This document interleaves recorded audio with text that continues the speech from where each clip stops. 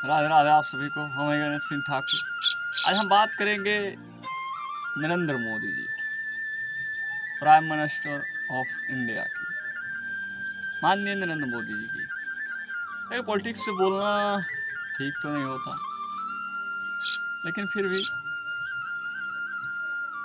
आज कोरोना काल है। आज पूरा देश कोरोना काल से जूझ रहा है। ये कोरोना कहीं ना कहीं चीन की देन है। ऐसा क्यों होता है? जिस देश का राजा ताकतवर हो, बलशाली हो, तो आज ऐसा पहली बार नहीं हुआ, और भी कई बार ऐसा होता चला आ रहा है कि कहीं ना कहीं उन पे षड्यंत्र होता है, उनका विरोध होता है। चीन की कहीं ना कहीं एक षड्यंत्र है सरकार की गिराने की, सरकार के अंदर भय फैलाने की। फिर हम लोगों का क्या दायित्व है? आपने कई बार सुना होगा कि सारे नेता होते हैं, उनके पुत्र को किडनैप किया जाता है, परिवार पर अत्याचार किया जाता है। क्यों किया जाता है? क्योंकि उस नेता के अंदर भय पैदा हो, डर पैदा हो, जिससे वो ईमानदारी के रास्ते त्याग दे। एक पुत्र होता है जिसको किडनैप कर लेता है माफिया लोग। वो कॉल करता है, रोता है, पिताजी हमें बचा लो, पिताजी हमें बचा लो। इसके लिए जो करना करे, जो वो कहे वो करो, जैसा वो कहे वो करो, पिताजी पर हमें बचा लो। लेकिन एक पुत्र ऐसा भी होता है जो मुस्कुराता हुआ पिता को कॉल करता है और कहता है, पिताजी आपको डरने की आवश्यकता नहीं। हमारे साथ जो ये करना चाहे कर लेने दीजिए। आपको डरने की आवश्यकता नहीं है, आपको भय खाने की आवश्यकता नहीं है, क्योंकि आप हमसे ज्यादा आपको इस शहर की जरूरत है, इस राज्य की जरूरत है, इस देश की जरूरत है आपको हमसे ज्यादा।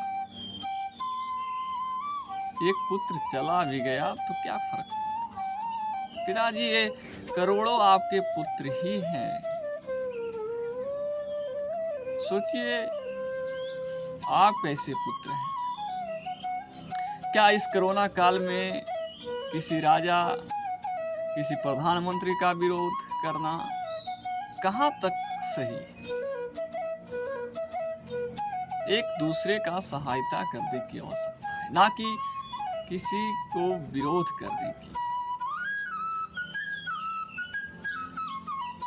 यह चीन की षड्यंत्र तो है ही है, लेकिन दुर्भाग्य है इस देश की, दुर्भाग्य है इस देश का, जो भारत के होके भी भारत के दुख को समझने में ना समझ है। जो आज दवाई मेडिकल भी धंधा बन चुका है, एम्बुलेंस भी धंधा बन चुका है, मनमाने तरह से पैसे लिए जा रहे हैं।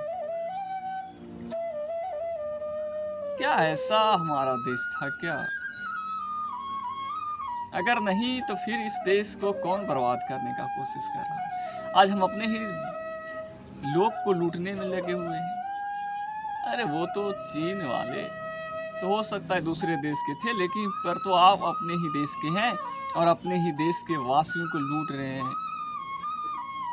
कहां तक सही है? क्या इंसानियतता मर गई? Money is not everything. Money is nothing. Nothing तो नहीं कर सकते, समथिंग जरूर कर सकते हैं, क्योंकि पैसे की आवश्यकता तो है। Money is something, money is not everything. पैसा ही सब कुछ नहीं। समझने की आवश्यकता है।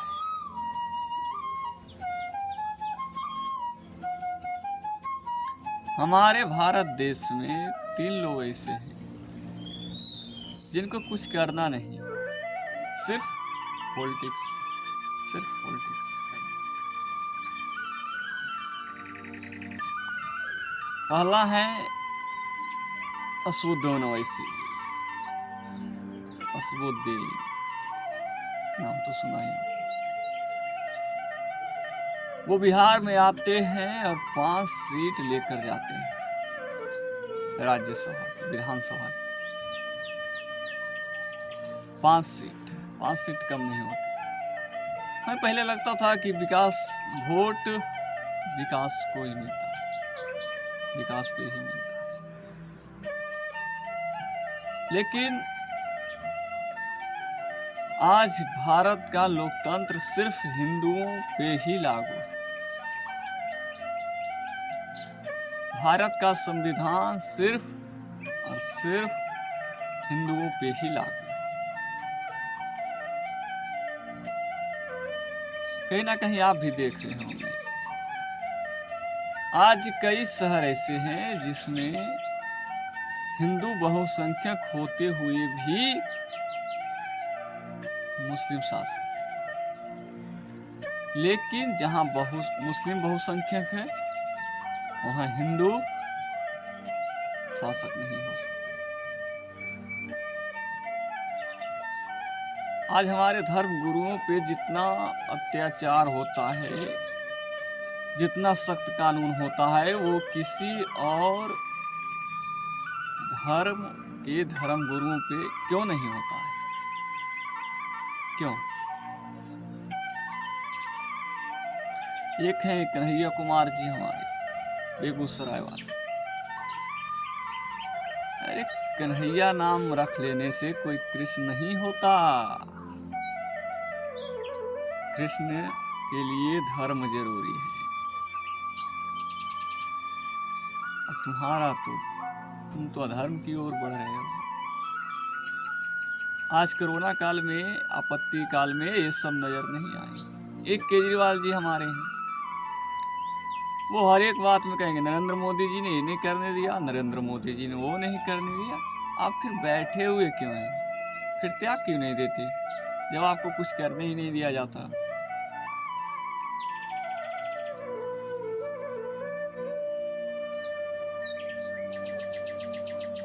माननीय नरेंद्र मोदी जी के शासनकाल में महंगाई बढ़ी, कोई दो राय नहीं। लेकिन कौन सी सरकार है जो ये महंगाई को कम कर देगी या इस महंगाई को मिटा देगी? कोई बोलने तक को तैयार नहीं है। कोई सरकार है क्या जो सरसों का तेल 100 रुपये कर दे, पेट्रोल 50 रुपये कर दे? कोई कर दे तो अच्छी बात है, और कर दे तो किस तरह से करेगी सरकार, वो भी तो बताए। कोई सरकार महंगाई कम नहीं कर सकती। महंगाई दिन पर दिन बढ़ेगी ही बढ़ेगी। हम ये नहीं कहते हैं कि नरेंद्र मोदी जी के हर एक कार्य सराहनीय है, हर एक कार्य अच्छा ही, लेकिन कई बार हम लोग बेहतर के चलते, बेहतर के खोज में बेहतरीन को खो देते हैं। हमें डर है कहीं आप भी बेहतरीन को ना खो दें।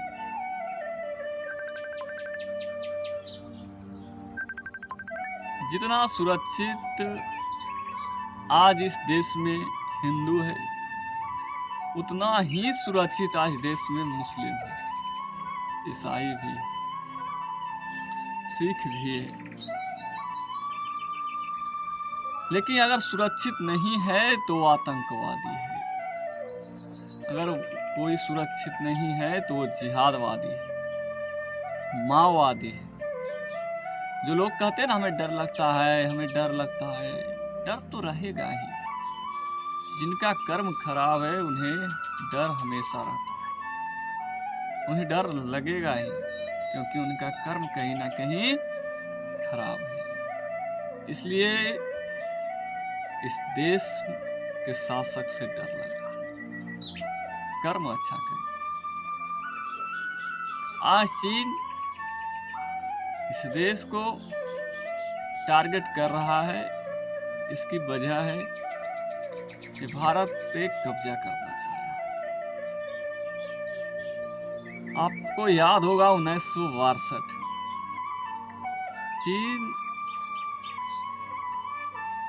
चीनी हिंदी भाई भाई कर करके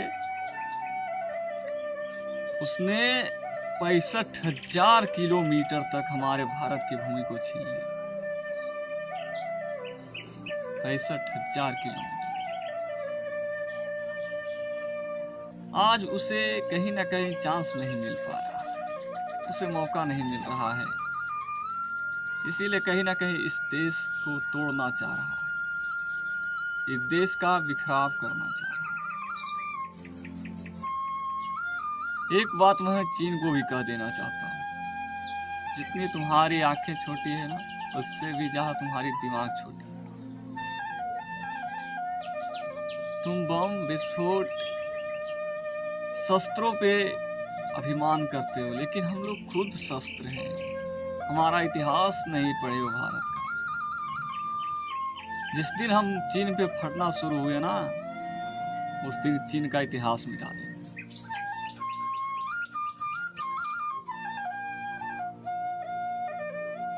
आज कहता है कि भारत गरीब है, भारत में बेरोजगारी है। कहाँ बेरोजगारी है? आज एक रैली में जाओ तो 1,000 रुपये, धरना पे बैठो तो 500 रुपये खिला पिला कर। क्या ये भारत गरीब है? गरीब बनाया जा रहा है, गरीब नहीं। जिस देश का जनता भ्रष्ट हो चुकी है, उस देश का कभी विकास नहीं हो सकता। आज हम लोग कितने पैसे पर वोट बेचते हैं? 500, 1,000। पता है 5 साल में कितने दिन होते हैं? लगभग 1825 दिन लगभग होते हैं। 1825 दिन में आप 1,000 रुपये पर भी अगर वोट आप बेचते हैं तो प्रतिदिन 50 पैसे होते हैं, 50 पैसे से भी कम होते हैं। अब मात्र आप 50 पैसे के लिए आप अपना ईमान बेच देते हैं, अपनी ताकत को बेच देते हैं, अपनी शक्ति को बेच देते हैं। सोचिए, क्या ये लोकतंत्र आपको बेचने के लिए, क्या आपको शक्ति ये बेचने के लिए मिली है? कैसे होगा देश का विकास?